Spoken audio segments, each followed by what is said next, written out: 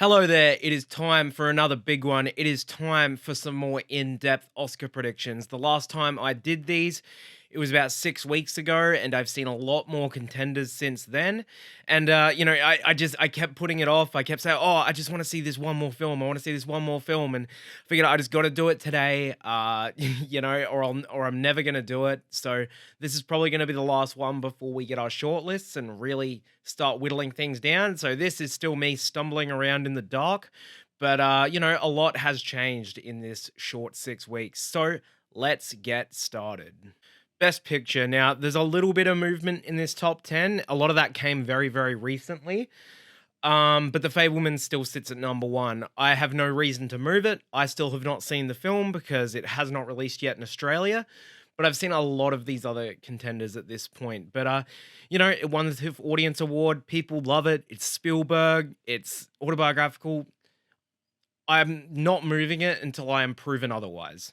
Everything Everywhere All at Once. I'm being pretty belligerent with this one. I still think it's a very strong contender.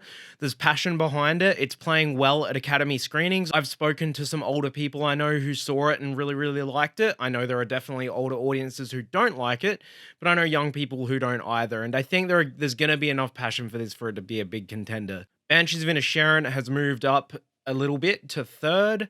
I just think people love it. I've seen it now. It's an excellent film.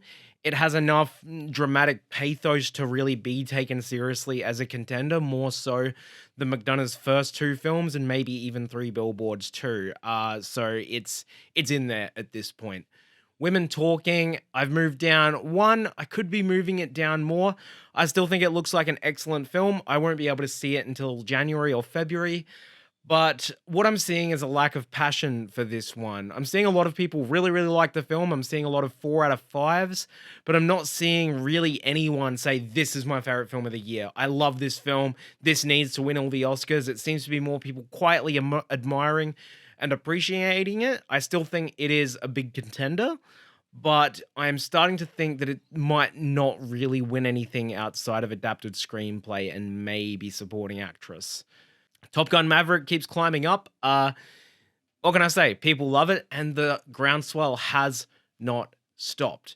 And it's starting to even look like it could maybe win. Unlikely, but there's a path for it. There is a path for Top Gun Maverick to win Best Picture. I wouldn't even nominate it, but I do still really like the film, and it's not one that I'm going to be mad at because it is giving people something they've been hungering for, and it's almost infectious how excited and passionate people are about this one. Tar, I've moved up one spot to 6th. I've seen it twice now, actually, because I didn't really get a good read on it the first time. The second time, I actually really loved it. It's not a film I'm passionate about, and I think it is a film that is a little difficult to be passionate about, but people really love it. The critics groups are gonna give it a huge boost, and I think it is pretty solidly in there. And now, number 7, this is probably the biggest drop off here. It's Babylon down to 7th. I've still got it in that top group that I'm pretty sure will be nominated, but we got first reactions for it a couple of days ago, and they were very, very divisive. Now, that doesn't say it can't get into Best Picture because it is going to get a lot of nominations in tech categories, and there are not a lot of other films that look like more of a sure thing. But the preferential ballot in Best Picture means that the divisiveness, it probably has no shot at winning Best Picture now.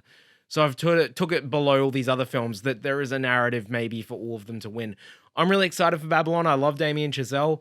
The divisiveness makes me think it'll be interesting, at least. But it is one that I'm sliding down a little bit in these above the line categories because I'm a little worried because there are some people who are people who have pretty normal takes that are hating the film. Some people are loving it, but it's looking rocky. The Whale, I've still got at 8th. I still feel the same about it in that critics don't love it, but there's a lot of passion for it, and Brendan Fraser's towering performance is going to carry it all the way home. Now, 9 and 10 have been the spots that have been really difficult to choose, and I still think there's a big group of films contending here, but I've moved She Said into the top 10 up to 9th. I let everyone talk me out of it last time. Lots of muted reactions. I saw the film last night. I really, really liked it, but it is a genre that I am a big fan of. But I think it's important enough, it's relevant enough, and it's good enough to be in that Best Picture 10. At the end of the day, it might not get in, but I think it has paths to a few other above the line nominations in terms of screenplay and maybe supporting actress that I think it's got a little bit more writing underneath it than a lot of these other films here. 10, 10's a stab. I've had Elvis in here pretty much this whole time, but I've bumped Guillermo del Toro's Pinocchio up there.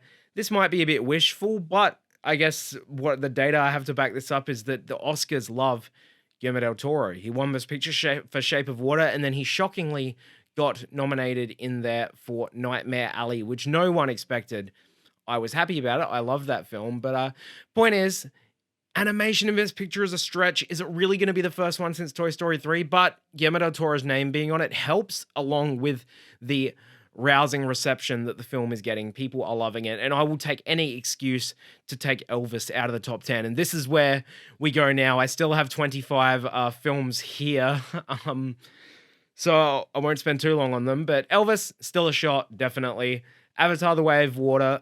Black Panther has gotten a bit of a lukewarm reception. People are not loving it as much as the first one, so I think that does elevate Avatar as our next potential blockbuster contender to sit in alongside Top Gun Maverick. We haven't seen Avatar, so I don't know, but I feel a lot more confident in it than I do Black Panther now. Glass Onion, still hovering around. It's still looking like it's going to be like the first one, where it comes in that sort of 11th to 13th sort of territory and doesn't quite get in. Triangle of Sadness, I went cold on for a while. It's starting to come back up now that a lot more people have seen it. People are really liking it, even people who aren't necessarily into these pretentious Ostlandy type films. I think a lot of people are finding it very fun, and it's not dead yet. It's not dead yet. All Quiet on the Western Front, there was a lot of hype around it when it came out. I was very high on it when it came out, but no one's really talking about it now. It came out on Netflix with a bit of a whimper, which is what I was a little worried about. I still think it's a strong contender in international, but in terms of these above the line nominations, it's not looking as likely as it was a month ago. Decision to Leave, right on its heels, the other big international feature contender. Again, it just doesn't have that universal love that something like Parasite or Drive My Car had, which makes it a difficult road, but it's building, and I think come nomination night, we could be looking at having this above Western Front. In fact, I think it's pretty likely. After Sun is one I'm starting to sneak into a few categories. I haven't reviewed it on here, but it is in my top 5 films of the year. It is a wonderful achievement. I don't really buying it getting Oscar nominations because it is so symbolic and so small and not super accessible, but a lot of people are loving it, and I think critics groups will give it a boost, so I'm not going to rule it out yet. Living has that Best Actor nomination looking pretty good, so it's here. The Woman King I actually had in my top 10 last time, but again, that was a bit of a hype around it having just come out, and now that it's been sitting there for a while, no one really seems to care about it anymore. Bardo, it's still a tough one to read. It's got theater screenings here now, so I'm probably going to be seeing it in the next couple of days. If I do see it, I might throw in a little edit into this video, but I still don't buy it in Best Picture. I think people are going to like it more after this re-edit, but I still think it's a long shot, and a lot of the damage to it might already be done, and Netflix do have some other contenders that they might prioritize over this one. Black Panther: Wakanda Forever, I've pretty much said everything I need to say. I actually like it more than the first one, which makes me a bit more worried about its chances because the Oscars don't have taste. People just aren't loving it. It doesn't have Chadwick. It doesn't have that cultural message that the first one has, and I think this one might just be limited to a few technical categories this time around. I refuse to take it out. It's not going to happen, but it's still sitting there. Bones and All, this is one I'm predicting in a few categories because I love the film. It is amazing. I will have a review of it dropping pretty soon. It comes out in a week. Definitely see it. It is a blast. Till has that acting nomination looking pretty likely, so it is another film that could be carried if 10 other contenders drop out. And then I've got Emancipation here. It's that Will Smith slavery vehicle for Apple. It's really all Apple have besides Causeway. So if they push anything, it'll be that. but I really don't see it happening, especially with all the baggage around Will Smith, but we will come to him in a little bit. I really thought I was going to come into this video having more certainty, but I've really just added more contenders to every single category, so this might even end up being longer. But Best Director, a little bit of movement in that top 5. Steven Spielberg still number 1. I mean, I have to. I'm wearing a Jaws shirt. I've got to have Spielberg up there. Haven't seen The Fabelmans yet, but again, he is there until I am proven that he shouldn't be there. Daniels, I still have it number 2. I'm being belligerent. A lot of people think they're going to miss, but to my logic is that Everything Everywhere, if it's a big contender, it's such a directory movie, why wouldn't they be nominated? Todd Field, I have bumped up from 5th to 3rd. I personally am not convinced of him. I really like the film, but I wouldn't nominate him if it were me. But he's probably going to lead the critics' director nominations. People love the film. People are excited to see him back, and in lieu of a foreign film getting in, he is their art house pick. Sarah Polley's still at 4th. I know some people have taken her out. I think that's maybe a bit much. I know there's not passion for women talking, and people aren't really wowed by the technical craft of it, but I don't think The Power of the Dog was a super technically showy film either. It was just good storytelling and wrangling excellent performances, and I think that's what Sarah Polley is doing with women talking, and I think she's the strongest female contender here, and I'm keeping her in until I'm proven otherwise. I finally put in Martin McDonagh. Everyone else has been. I've been holding off. I put him in a couple of days ago. This more has to do with who I've taken out. So let's show everyone. I've taken out Damien Chazelle for Babylon, which is silly because I've had him at 2nd this whole time. But with how lukewarm the film is, does he get a director nomination? The director's branch are known to be kind of snobbish. Are they going to go for his maximalism?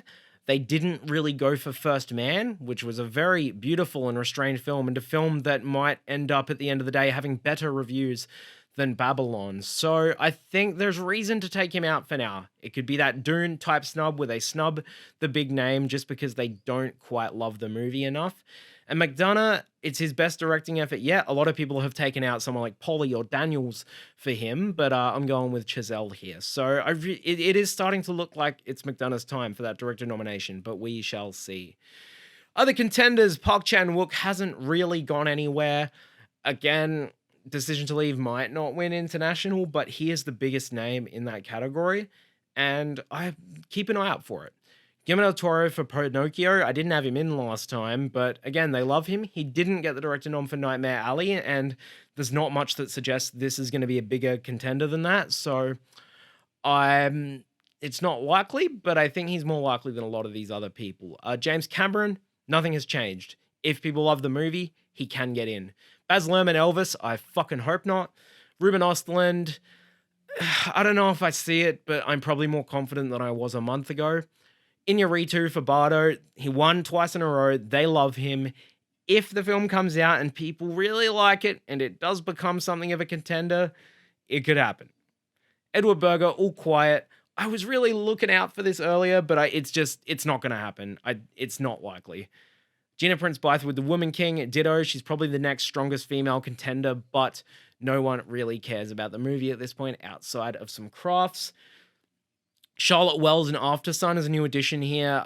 It's the borderline the best directed film of the year in terms of shot selection and just the way it's crafted, but it's very small, and I don't see it happening unless the film becomes a Best Picture contender.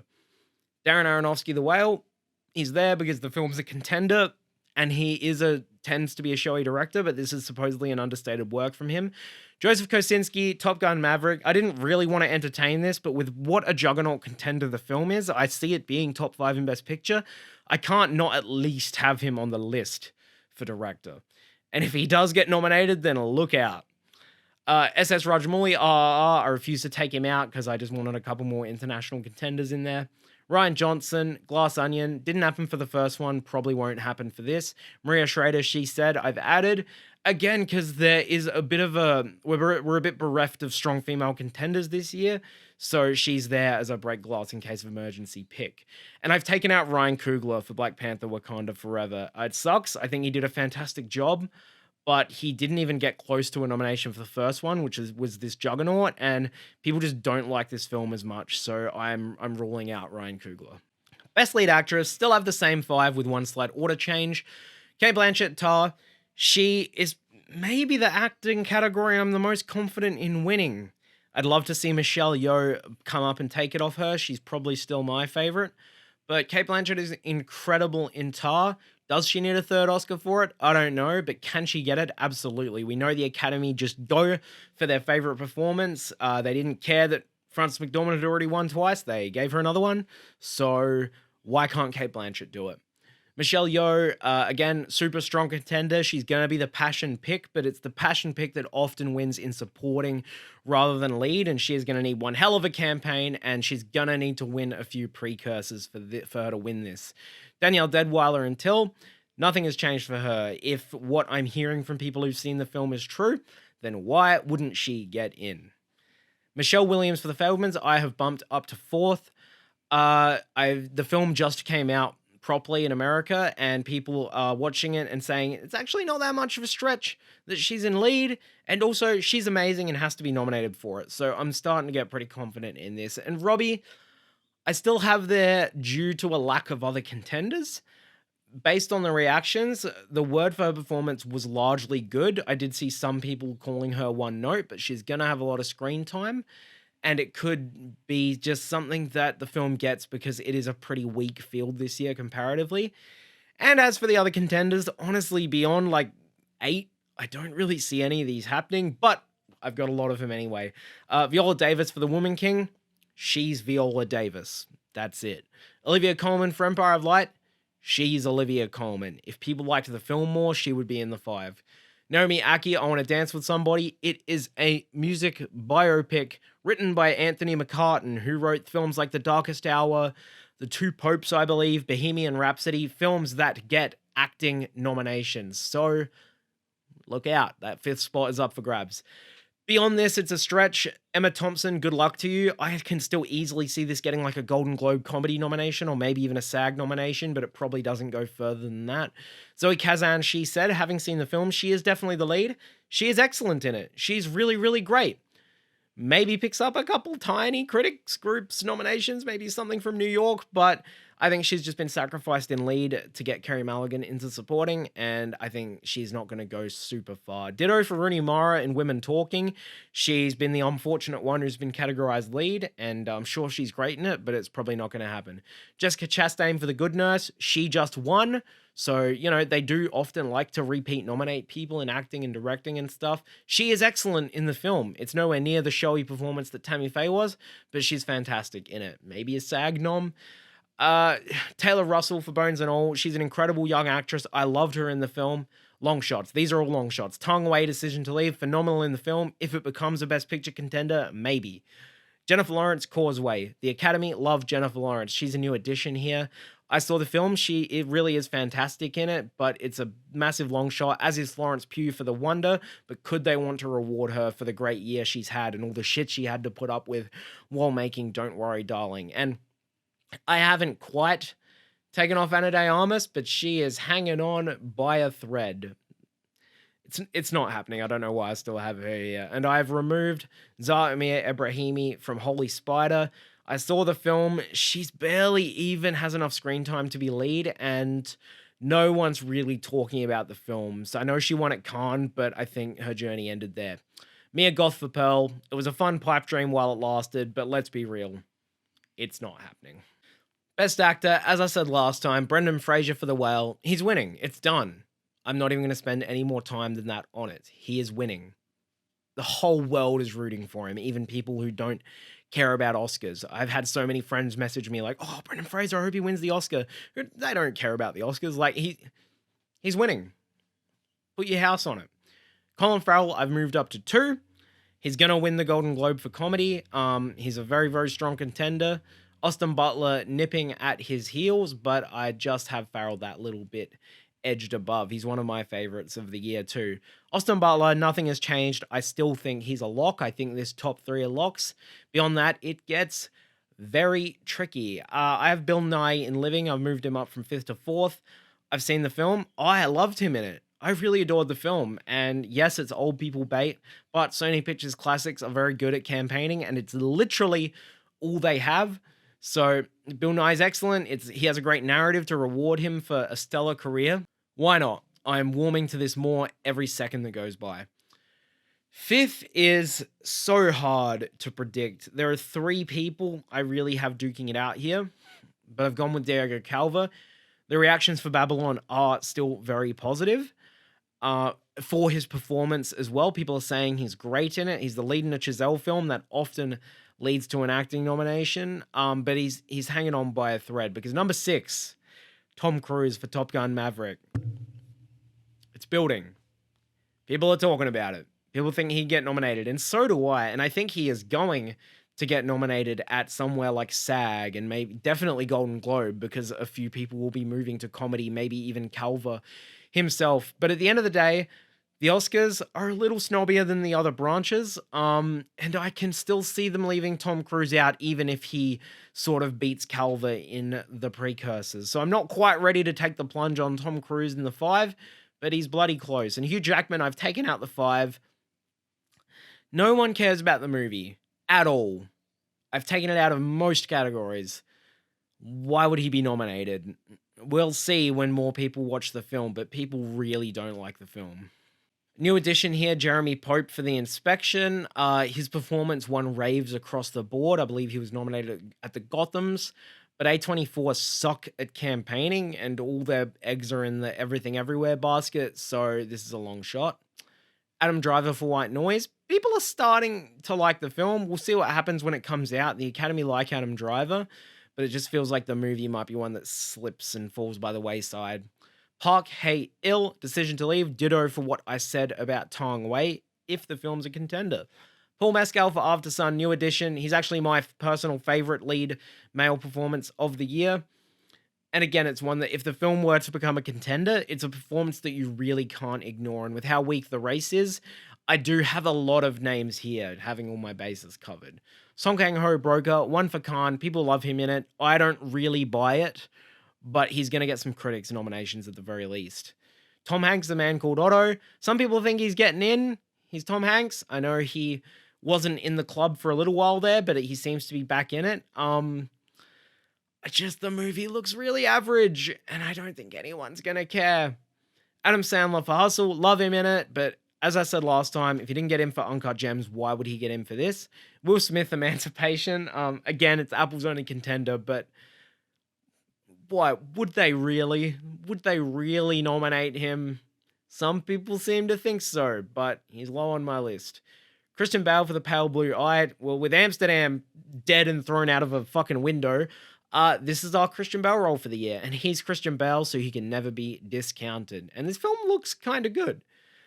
Jim Parsons, spoiler alert, Michael Showalter directing, looks like a feel-good crowd pleaser, and he got Jessica Chastain a win for Tammy Faye, so I'm having him in there. Gabriel LaBelle for The Fabelmans, Academy Don't Like Kids, and lastly, I've put in Timothée Chalamet, Bones and All, because I fucking love Bones and All.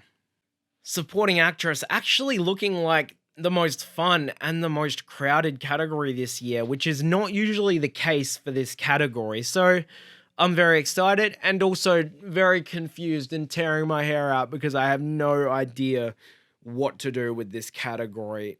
I've moved Jessie Buckley to number 1. If you know me, you know I'm in love with her and she's the greatest, and I'm very excited to be living in a world where she could be an Oscar winner. That being said, if both the women talking women get in, will one of them win? It's a bit of a tough ask. Could they split votes? But at the moment, she got the Gotham Award nom without Claire Foy. I think she's guaranteed to be nominated and probably the most likely to be nominated. But in a race that's very tough to pick a winner, she's at number 1 by a hair. Kerry Condon at number 2. She just keeps building. She is one of the more lovable characters in this race. She steals every scene she's in the film. Martin McDonagh's actors always get nominated, and she could win. She absolutely could win. It's not a super big or towering performance, but she does have some emotional scenes and some yelling scenes. I could easily see it happening. Hong Chow, I've moved up to 3rd for The Whale. There was talk where maybe she wouldn't get nominated, or is it Sadie Sink? It's definitely Hong Chow over Sadie Sink. She's supposedly like the heart of the film, well, along with Brendan Fraser, but people love her performance. Supposedly, it's a big performance. She has a lot of scenes. She's a wonderful actress. She came really close to getting nominated for Downsizing. And if she's nominated, maybe she is the performance here that's the biggest and most likely to win. We'll see. Claire Foy, I actually had number one last time. I've moved her down to fourth because now that it seems established that it's Buckley over her, getting double nominees is hard. It's not easy. And is Women Talking going to do it? So Foy, I still think it's a really strong contender, but with Buckley being at the top, I think there's a world in which Foy misses. If she's nominated, sure, anything could happen, but I think there's a world where she misses, which is why I have her down to fourth. And then I have Carey Mulligan at fifth, who again, I had like 10th last time, and I said if they decide to campaign her and supporting, she'll shoot up, and that's exactly what happened.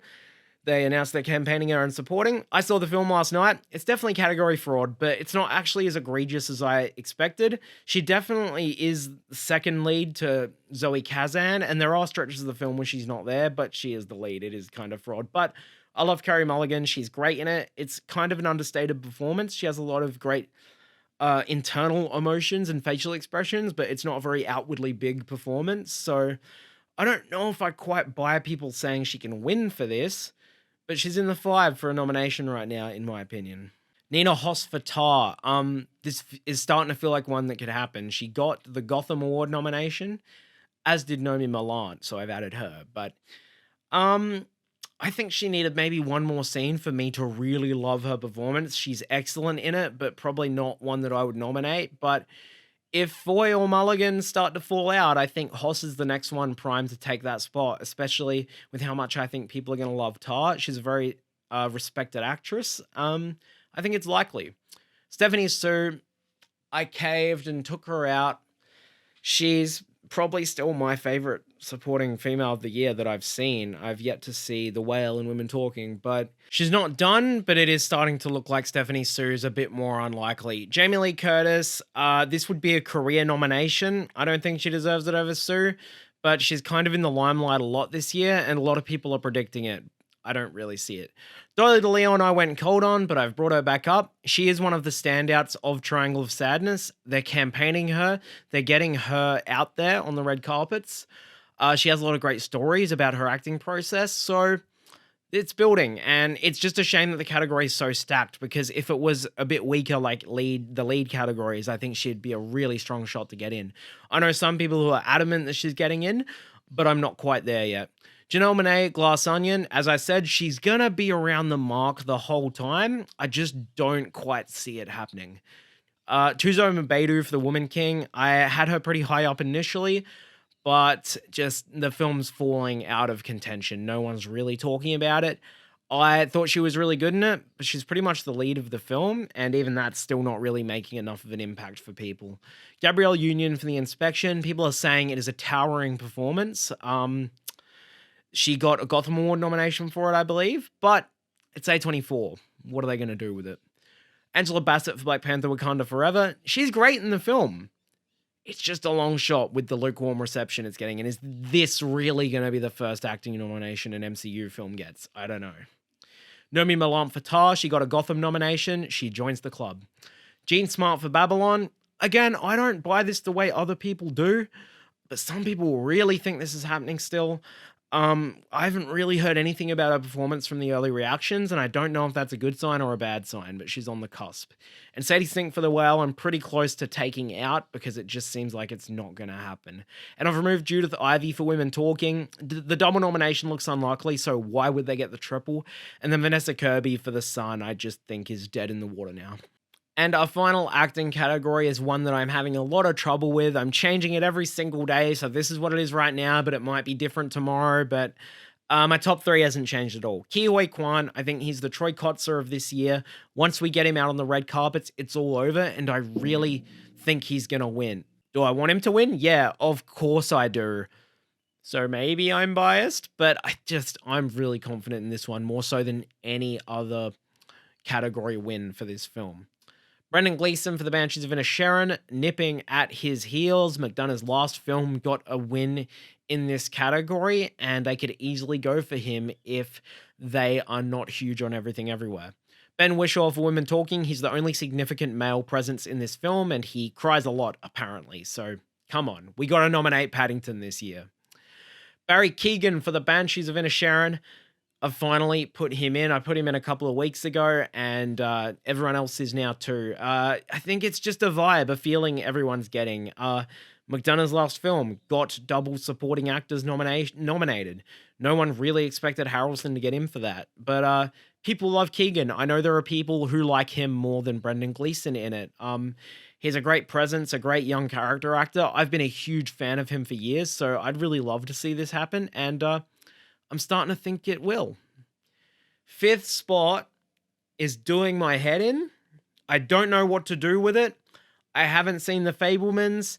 You've got Judd Hirsch, who's only in one scene, but he's old and they love old people in supporting actor. But then you've got Paul Dano, who's in it a lot. He's overdue, but apparently he's pretty understated in the film, and it would be him getting in on name alone. So I don't know. I've got Judd Hirsch in the 5 for now because they love old people and they put in Judi Dench over Katrina Balfe in Belfast last year and Kieran Hines over Jamie Dornan. So they like old people here. 6, I've got Paul Dano for the reasons I just said. He's in a meaty role in the #1 Best Picture contender, and he's an overdue beloved actor. Eddie Redmayne, The Good Nurse. I actually had him 5th for a minute there because I couldn't decide between Hirsch and Dano. I came to my senses a bit, but I still think this is a walking SAG nomination. Maybe a lone SAG nomination, but I actually thought he was really great in the film, but I think he's better in this than he is in some of the other films that he was nominated for. So I'm not ruling him out at all. Now, Brad Pitt is the one that sort of made way for Keegan, and he's one I've been keen on all award season, but allegations have been made that he was a domestic abuser while he was with Angelina Jolie, and we really don't want that guy around. And I agree. It was a bummer even seeing his producing credit on She Said, a film about systemic abuse of women. So no one's really said how good he is in the film. I think everyone's afraid to, and he might be great in the film, but he gets a nomination.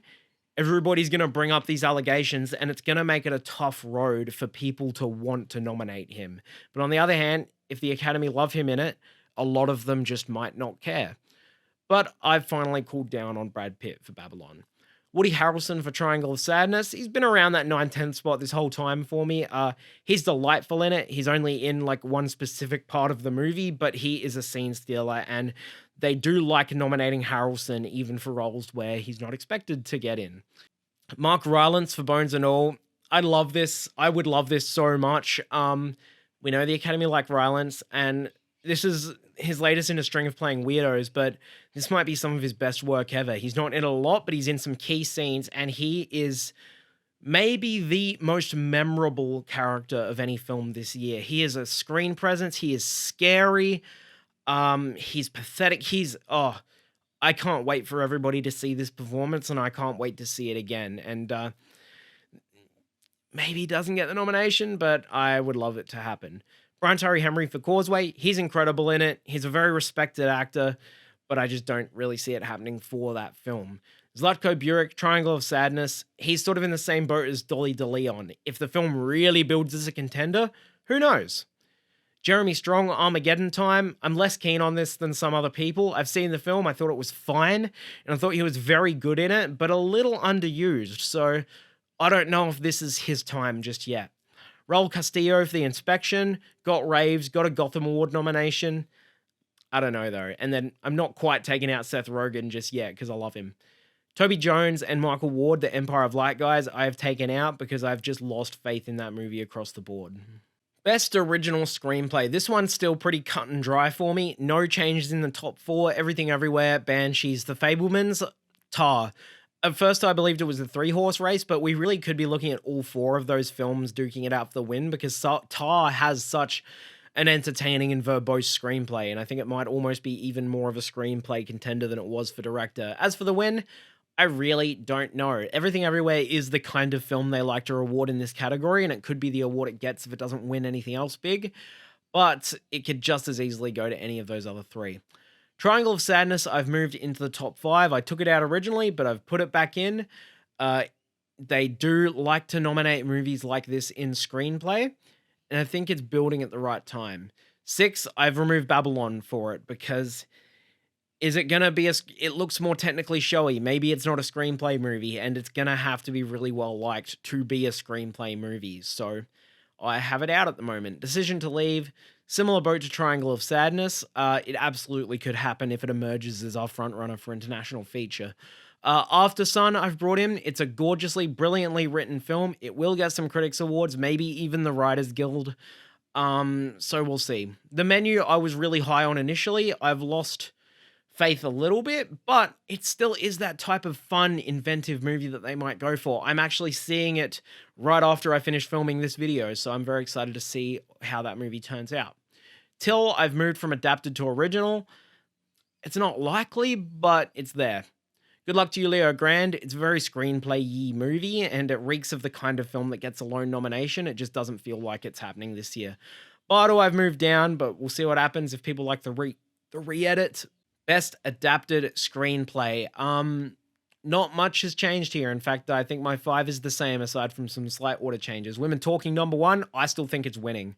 She Said, I've moved up to 2. I think it is good enough, and it's a movie that's really driven along by its screenplay. Glass Onion, the first one got in. This one has a weaker field and should get in too. The Whale should get in. I know some people have issues with the screenplay, but it's bigger than most of the other contenders that are floating around here. I originally put Bones and All in here because I really wanted it to get in, but it's living right now, tentatively. I really think there are like 5 films that could take this spot, so let's go to them. Guillermo del Toro's Pinocchio. If it is that Best Picture contender, why not screenplay? In fact, it probably needs that screenplay nom to get into Best Picture. White Noise could be this year's I'm Thinking of Ending Things and that it's just too weird for people, but I'm not counting out Noah Baumbach just yet. Bones and All, I'd nominate it. And you never know. If people love the movie, it could be this little dark horse, but I really doubt it. Top Gun Maverick, this could happen. I don't know why, but if they just decide that it is a top contender, like if Tom Cruise gets nominated, why not the fucking screenplay? The Batman, I don't think it's likely, but I think it would be deserved. All Quiet on the Western Front, I think that's kind of dead in this category. Avatar: The Way of Water, why not? It could be our blockbuster contender. The Good Nurse, based on a book, it's an entertaining film. I don't know. I don't actually hate this being in there. The Wonder, pretty much ditto for The Good Nurse, Netflix movie that might just not have enough steam. The Sun, I'm not quite removing because this is a weak field, but it's close. And Black Panther, finally. The first one didn't get a screenplay nom, and this is not being received as well. I've taken out Till and The Woman King from this category to move them to original, but The Woman King I just don't see getting a nomination in this category. Cinematography, I really don't know what's going to win here. We haven't had that obvious frontrunner emerge. I've moved Top Gun Maverick to number 1, because a lot of the cinematography is a part of how great the effects are and how immersive it is. So it's definitely getting nominated, and it could easily build enough passion to win. Claudio Miranda, I believe, has won before. Babylon, I'm still pretty high on, even if I'm not as high as the movie, because it just looks decadent. Come on, man. The Fablemans, it's just going to be one that picks up a nomination in every category. Bardo, I still have in there, maybe still just based on that trailer, because it looks gorgeous, and it looks like the kind of film that if it was actually a top contender that people liked, it could win this category. And Avatar, I have in there still, because the only thing is it looks like there's a lot of CGI landscapes, so is there going to be enough cinematography to nominate it? Empire of Light, I'm only keeping it here because it's Deacons. Never doubt the Deke. All Quiet on the Western Front, I didn't have this in last time, but I do now. It's a war film. It looks great. Why not? The Banshees of Inisherin, I think this is unlikely, but it is McDonagh's best looking film, and if they really want to over-nominate it, if it is that top 3 contender I think it is, then why not? The Batman deserves this. Greig Fraser just won, but I just don't think people care enough. Everything Everywhere, it's got great camera work, but it's not super like glossy or high budget or technical, but you never know. And Decision to Leave, finally, but just because the cinematography and editing in this film blend together like some sort of fucking magic trick, and it's really impressive. Costumes, not too much movement here. I've moved Elvis to number one because I just think that it has great costumes. Even I'll admit that. Babylon still duking it out with Elvis. There's not much between them. Black Panther, I've lost faith in it above the line, but I still think the costumes are one of the strongest technical elements of this film, and I think it's pretty safe for a nomination. Mrs. Harris Goes to Paris. Why not? Like, it's that coming to America getting makeup. It's going to be that one movie that's about a thing and gets that one nomination in one category. At least I hope it does, because the movie is great. The Fablemans I have there because it is the Fablemans. The Woman King I've taken out. Are they going to want to do two films based on the Dahomey like Black Panther? I know that the Woman King's characters came first, but why wouldn't they nominate Black Panther for this category? Everything Everywhere, I think it deserves a nom for all of Jobu Tapaki's costumes, but they really don't like contemporary stuff. Living, I think Living, Till and Batman, if I'm not mistaken, I think they're all sort of by legendary costume designers. So those are ones that could get in on name alone. So I've added those three in. RRR I'm keeping in because I want to. And Women Talking is starting to look pretty unlikely for this. And I've taken out Chevalier because I don't think it's coming out this year. Film editing, I still think this is Everything Everywhere duking it out with Top Gun. They might as well be tied for first place. The Fablemans, it's a strong Best Picture contender. There's a strong correlation with editing, so it's a strong contender here, as is Women Talking. I just think it could get in here as being a major part of the Best Picture race. And then Babylon and Elvis are kind of in similar territory here for me, because they both look like they're going to have the most editing, but maybe only one of them gets in. Banshees of Inisherin could easily happen too. Avatar: The Way of Water could easily happen if they go for it. All Quiet could easily happen because it's a war film, but it's going to have to be like a Hacksaw Ridge level contender really to get in there. Glass Onion, first one didn't, so why would this? Triangle of Sadness, I don't know. I think it's pretty lopsided, so I think the third act being slow could hold this one back. She Said, I've brought in, actually has really, really great editing, and it's the type of movie they go for in editing, but it would really only get in if it got that Best Picture nomination and Best Supporting Actress. Decision to Leave has incredible editing, and they should nominate it, but I don't know. Makeup and hairstyling. The Whale I still have on top here. I think it's winning. Brendan Fraser. Makeup often goes hand in hand with lead acting awards. The Batman, Colin Farrell's Penguin, prosthetics are key in this category, which is why I have Elvis here. For Tom Hanks's Dumb and Tom Parker makeup. Babylon I still have here. There's going to be a lot of hair and makeup, a lot of period stuff. Black Panther Wakanda Forever, I've moved up into this category over Western Front, I believe, or over whatever I had here last. X, I think I had here wishfully. That's not going to happen. Wakanda Forever, got it for the last film. It's a strong technical element. Why wouldn't it get it for this one? All Quiet on the Western Front, I think, is just falling by the wayside as a contender. Everything Everywhere, is it going to be too contemporary for them? X has great makeup, but it's horror. Like, come on. The Woman King, I don't know. Black Panther probably takes that spot. And the Fablemans, because it is the Fablemans. Production design, I haven't really done much here besides take out All Quiet on the Western Front. Babylon, Avatar, Black Panther, Fablemans, I think they're pretty much all guarantees. Elvis is more of a costume movie, but I right now have more faith in it than I do All Quiet on the Western Front. And then we have Guillermo del Toro's Pinocchio, which I just think it could sneak up in a few techs if it is that Best Picture contender. Glass Onion, people are raving about the design, but is it too contemporary for them? The Woman King, I don't know. The Batman deserves it, but do people care? And Everything Everywhere, they made an IRS building look cool. For original score, I have moved the Fablemans up to number one because it's John Williams' supposedly final score. Why wouldn't you want to reward that? I haven't heard it, but I'm sure it's good. Women Talking, I still have second. I think it's going to be Hilda Guanadottir's strongest score of the year, and I've heard very good things about it. Babylon, I've moved down to third, solely because the movie's getting divisive reactions. It's Justin Hurwitz. I've heard small snippets of the score, and it sounds like an absolute banger, but they didn't nominate First Man for score, which was my favorite score of that year, so who knows? Banshees of Inisherin, Burwell got nominated for Billboards. He's topped himself here. Why wouldn't he get in? And then I've got Guillermo del Toro's Pinocchio bumped up into the top 5. It's really close between this and number 6, which is Wakanda Forever. But Pinocchio is Alexander Desplat, I believe, and you can never count that fella out. And the music's getting a lot of praise. And Black Panther: Wakanda Forever, not far off.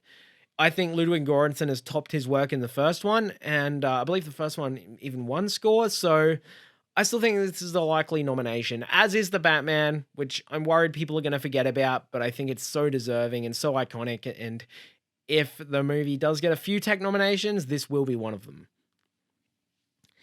Avatar: The Way of Water, we haven't heard it yet, but why not? The Woman King, the Academy loved Terrence Blanchard, so you cannot count this one out just yet. The Whale, it's supposedly big, but sometimes big is good. She Said, it's a great score from Nicholas Britell, but it's really similar to Spotlights, and it's a little repetitive, so it's a long shot. All Quiet on the Western Front, I've added. It's a great score. It's a unique and interesting one, but I don't think the film's going to be a big enough contender. Everything Everywhere deserves to get in, but it is kind of understated, and they might just go for the more traditional fare here. Empire of Light, I've added, and Bones and All, because I believe they're both by Reznor and Ross. Best Original Song, I said there was going to be a Black Panther song, and we have Lift Me Up by Rihanna. It's great. It's a powerful ballad. It's emotional. The film not being a huge contender might change things, but at the moment, this is your winner. Hold My Hand from Top Gun, still very strong. It's going to be the one they're marketing for it, and they love Gaga. Natu Natu, I refuse to take this out because it rules and it needs to be performed at the Oscars. And also, nothing else has really reared its head to take over it. Applause from Tell It Like a Woman, Diane Warren, she gets in every year. Cha Papa from Guillermo del Toro's Pinocchio is a new one here. I've heard it's very good. I haven't listened to it, but if it's this big animation and screenplay and maybe even picture contender, why wouldn't it get song? Nobody Like You for Turning Red, still an option. Stand Up from Till is a new one here, but supposedly it's very good, and they do like to go for these inspirational films about these social dramas. This is a Life from Everything Everywhere. It's looking less likely. It might just be too small. Carolina, it's Taylor Swift. The song from Weird, Now You Know, this would be awesome. Like, Weird Al should be hosting the Oscars at this point. Come on, man. New Body Roomba for White Noise. Apparently it's great, and it's LCD Sound System's first song in a while.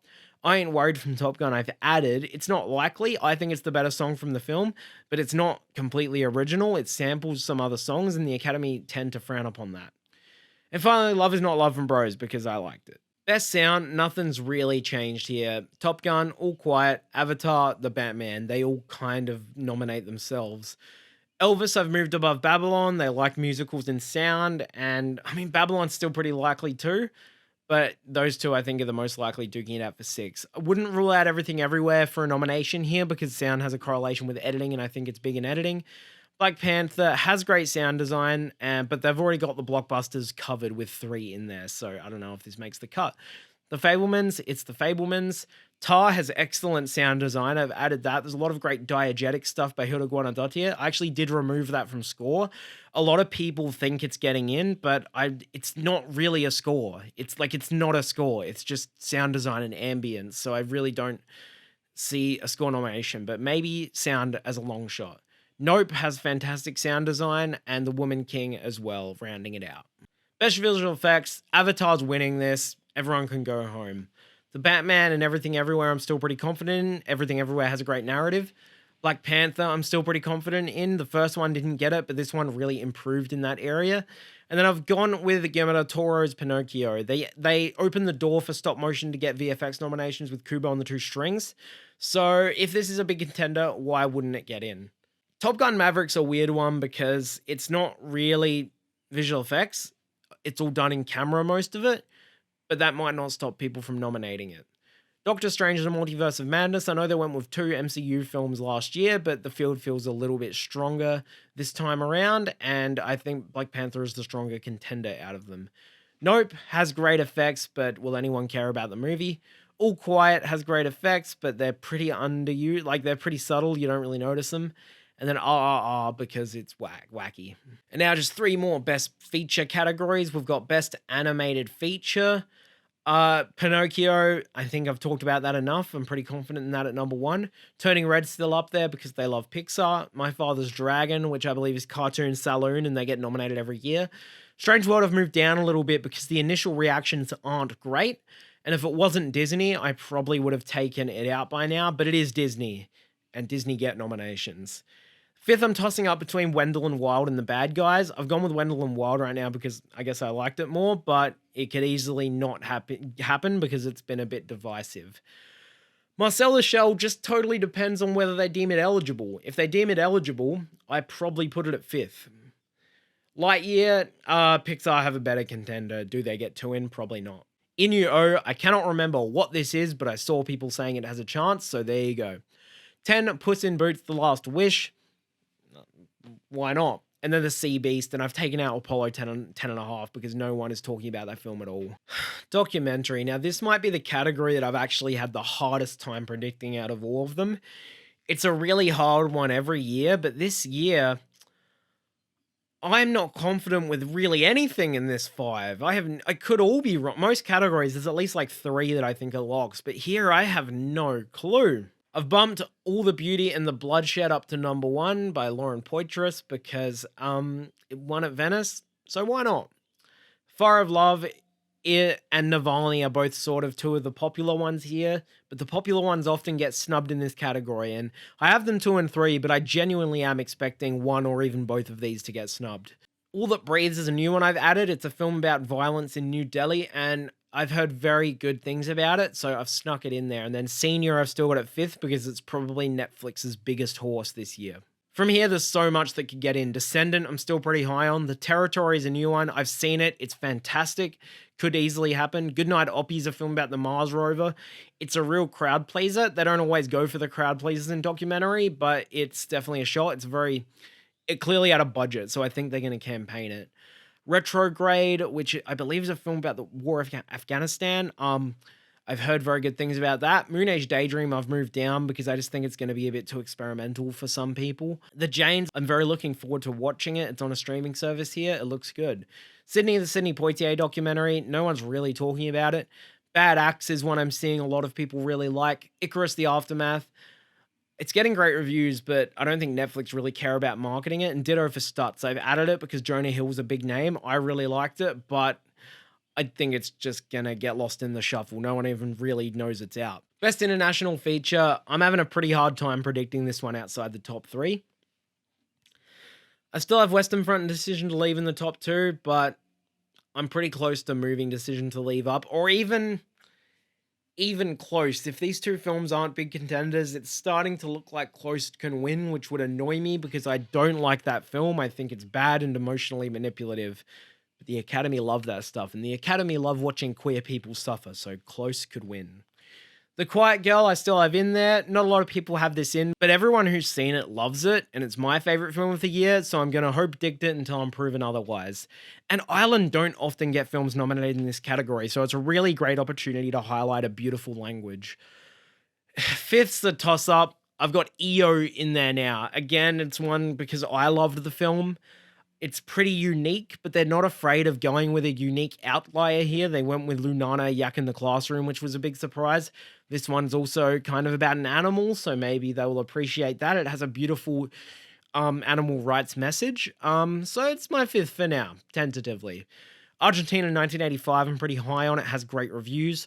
Holy Spider, I've gone off of, I saw it, and I really just think it's kind of a by-the-numbers detective thriller. It doesn't do enough to have an important message, and I don't know if they're just going to nominate it for being disturbing. Bardo, I don't think is dead yet.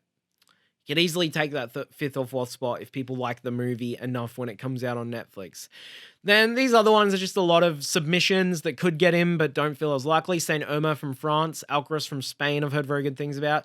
Klondike is Ukraine's submission, and I saw it, and maybe it could get in just out of pure relevance of the war going on in Ukraine. It was very good. Corsage, Boy from Heaven from Sweden. I've actually seen a lot of these, and I don't know if I really buy any of them. The Blue Caftan is a very, very good film, but pretty small. I don't think a lot of people are going to see it. And Plan 75 is Japan's submission because they chose not to go with Broker, which is silly because if they went with Broker, they'd probably be getting a nomination. There we go. I'm exhausted. I probably apologize if I talked way too fast during this, but I'm getting a major headache. I hope you enjoyed this video. So 6 weeks on, I'm not really any more enlightened, but we're getting there. And I think next time I do one of these, we will have the shortlists out for a lot of tech categories. So we're really going to be able to start zeroing in. And hopefully I can start seeing more of the contenders soon, like the Fablemans and Women Talking. So that's it. Thank you very much for watching. Let me know if you think I'm wrong or if I'm right or what you think. Follow me on Instagram and follow me on Letterboxd. They're the two best places to find all my movie watching activity. Those links will be in the description.